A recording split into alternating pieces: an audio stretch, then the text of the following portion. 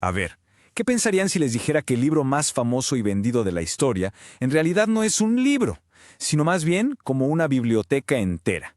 Una colección de textos, con una historia, vaya, llena de misterio, exilios, hasta revoluciones. Hoy vamos a meternos de lleno en esa increíble aventura, la de cómo se armó la Biblia. Y es que miren, su historia es una de silencios y de repente revelaciones. Imagínense, por casi 2000 años, los textos más antiguos estuvieron ahí, escondidos, calladitos, nomás esperando a que alguien los encontrara. Pero aquí viene lo interesante. Para empezar esta historia, no nos vamos a un templo antiguo ni nada por el estilo. No, nos vamos a un momento mucho más reciente, a un descubrimiento que fue, pues, pura casualidad y que lo cambió absolutamente todo. O sea, esto es de película, literal. Imagínense la escena. Año 1947, un pastor beduino anda buscando a una de sus ovejas. Se le ocurre lanzar una piedra dentro de una cueva y de repente, crash, se oye que algo se rompe.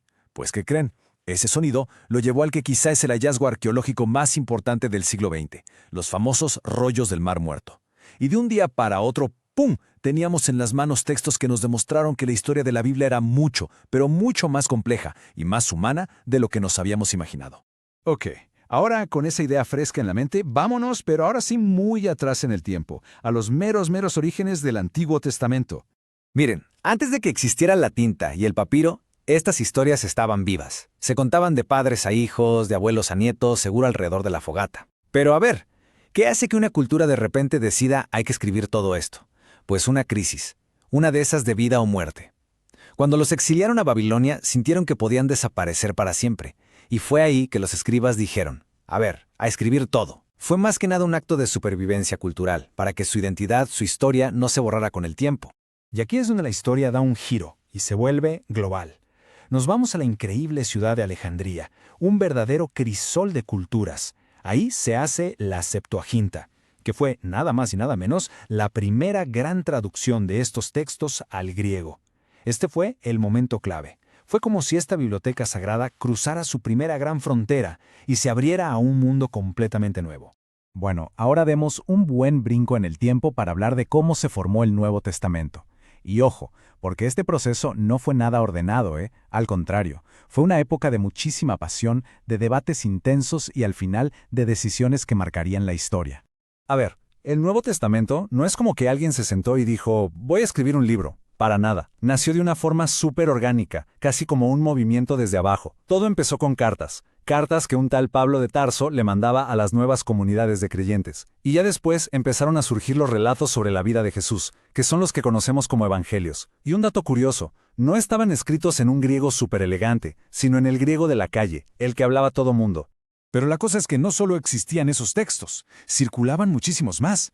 Y esto, claro, generó un debate, pero un debate en serio. La pregunta era, bueno, ¿cuáles de todos estos textos cuentan la historia de verdad? Había evangelios como el de Tomás o el de María Magdalena que ofrecían perspectivas, pues, diferentes. Así que la iglesia de ese entonces tuvo que tomar una decisión dificilísima. Eligieron 4, los que conocemos, como los oficiales, y todos los demás, los llamados apócrifos, se quedaron fuera. Y bueno, todo ese periodo de discusión y debate por fin llegó a su fin.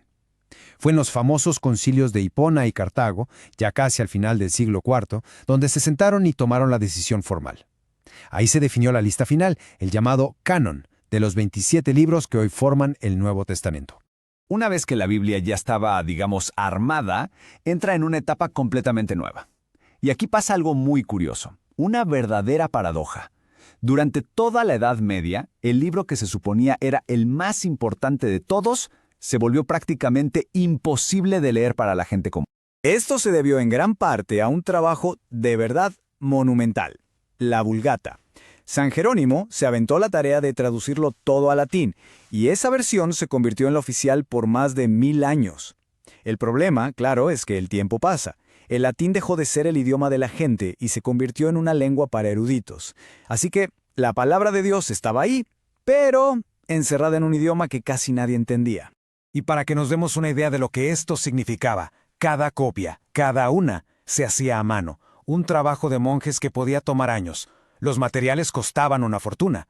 Por eso, tener una Biblia no era solo una cuestión de fe, no, era un símbolo de estatus, de poder, de riqueza.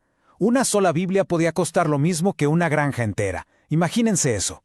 Pero como en toda buena historia, esa época de acceso súper limitado estaba a punto de explotar. Y todo gracias a una combinación, explosiva. Por un lado, nueva tecnología, y por el otro, un poquito de rebelión.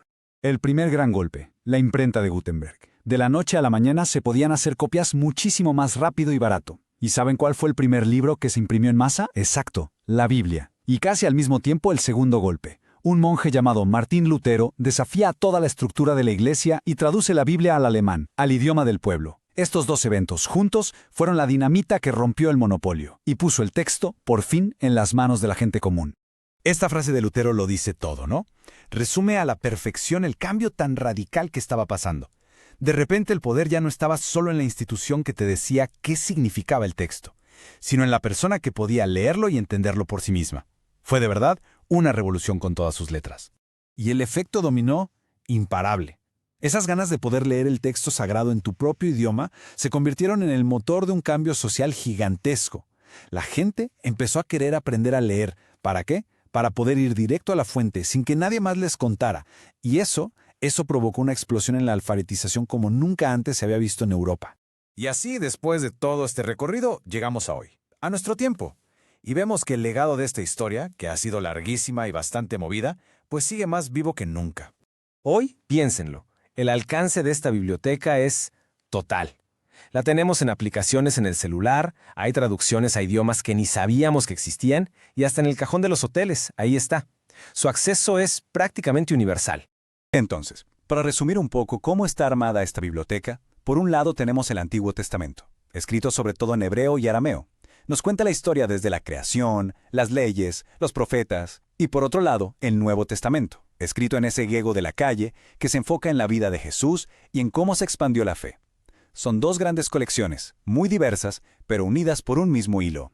Y después de este viaje de miles de años, la pregunta final queda flotando en el aire, ¿no? ¿Qué representa este libro hoy en día? Bueno, para muchísimos millones de personas es la palabra de Dios.